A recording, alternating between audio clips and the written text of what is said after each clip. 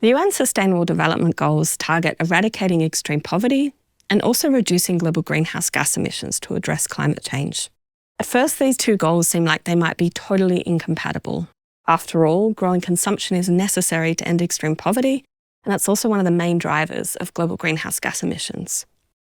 However, these two things actually conflict much less than you might think. Let's look at where emissions actually come from. We see on this graph that countries with a higher gross domestic product per capita also have a much higher greenhouse gas emissions per capita. For example, on average, one US citizen emits around twice one citizen of China and around 100 times more than one citizen of Malawi.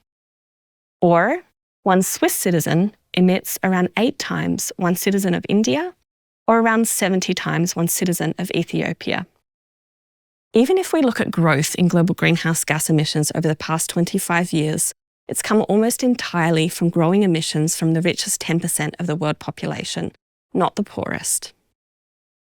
In fact, pulling more than 1 billion people out of extreme poverty would increase overall global greenhouse gas emissions by around 2%. By contrast, if the richest 50% of the world population halved their greenhouse gas emissions, total global emissions would also reduce by almost half. They would reduce by 44%.